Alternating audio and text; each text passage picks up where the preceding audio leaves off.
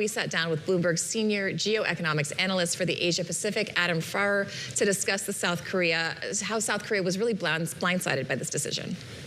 Absolutely. So I think that announcement caught everyone by surprise. And when I say everyone, I include U.S. Forces Korea and the Korean government that were responsible for these exercises that were actually starting, in some cases, within minutes of the release of his message on Truth Social on Sunday night, given the time difference and the fact that the exercises started in the morning on Monday in Korea.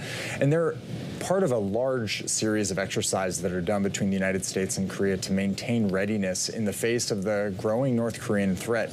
And they're incredibly important because they help deal with the reality that there are two forces operating, the United States and Korea, in any sort of contingency situation, and they help train towards the reality of kind of the missile and nuclear threat. In particular, this time, it was actually focused heavily on the lessons learned by North Korean forces fighting against Ukrainian forces and the likelihood that South Korea could see some of those same tactics, the heavy use of drones and other tools against them in a future scenario.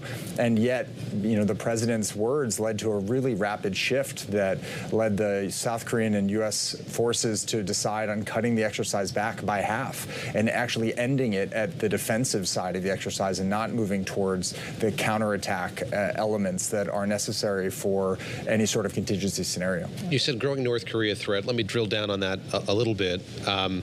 Look, we've been focused so much on what's happening in Europe and the Middle East. Indeed, how strong or dangerous is that threat right now?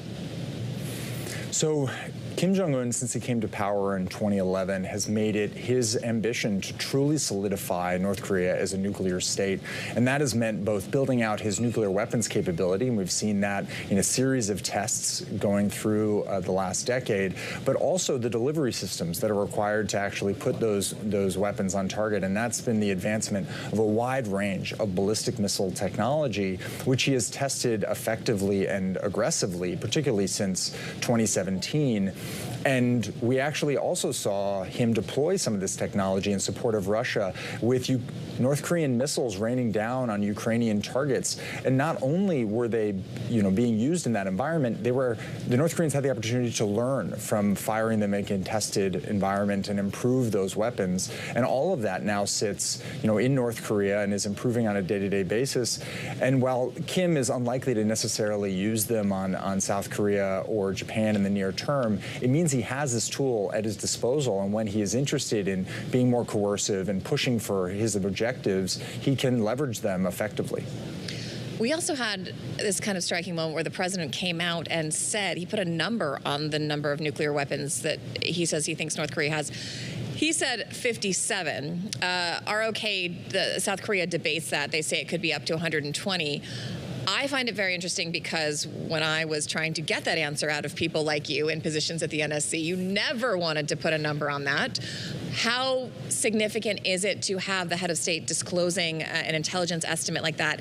Is it accurate? And then what is the capacity of the program? I know in the past the delivery systems have been not great, but as you said, they've been learning a lot from the Russians and technology has advanced. What's the size of the program and how threatening is it, I guess? So it certainly was surprising to see the president use a very specific number, but I would, emphasize that he has actually used several different numbers over the past couple of years, and so it's really unclear what he was referring to. And as you said, the South Koreans actually think the number is more than double what he had said.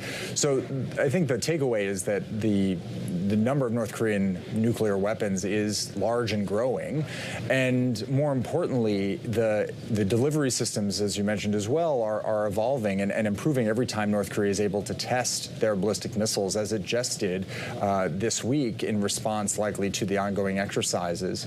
And there are these ongoing questions on whether they've tested enough so that a weapon would actually survive re-entry through the atmosphere in a ballistic trajectory.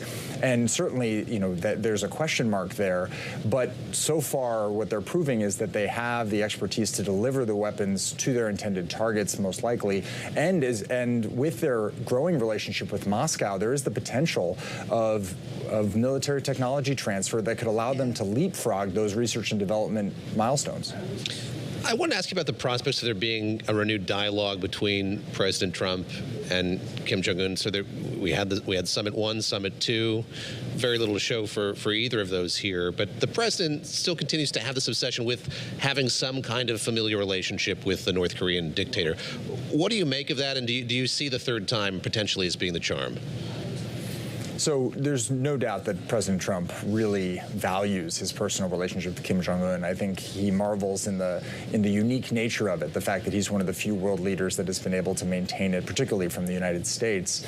And he's talked about it, kind of nonstop since he returned to office. And on the North Korean front, in his defense, we have seen relatively positive words about the personal relationship between Kim Jong-un and President Trump. But at the same time, they've pushed back on the idea that there is any chance of major dialogue in the near term, because from their perspective, they're looking for a major change in U.S. policy, and they continually refer to the end of U.S. hostile policy. And that's not just the words that we use, but actually the way we interact in the region. And by some definitions, it's actually the U.S. alliance with South Korea. So there are a lot of barriers to moving forward. And while, certainly we shouldn't count out the possibility that Kim Jong-un might accept some sort of meeting with President Trump, who, in his unorthodox nature, would probably be willing to show up without much planning, the odds of there being any real breakthrough are very low. What Kim Jong-un wants is full recognition of his nuclear power and status, and a return to kind of normal operations in the world, a removal of all sanctions. And while, certainly it's possible that President Trump might go down that route, the national security apparatus in the United States, and more importantly in Korea and Japan, would push really hard to stop that from happening. And with Kim feeling really secure about his position, given his support from Russia, he's not in a rush right now. Adam, really quickly, we've got about a minute before I let you go, but I do want to talk about how, you just talked about how this is related and involved with Ukraine and Russia, but it also impacts the conflict in Iran, and we're seeing the U.S. repositioning some assets to try to pursue their goals there. We've all been around long enough to survive so many pivots to Asia, and every time it seems like administrations get pulled back into conflicts elsewhere. But what does that mean? What does this mean, and what is being repositioned to go fight in the Middle East?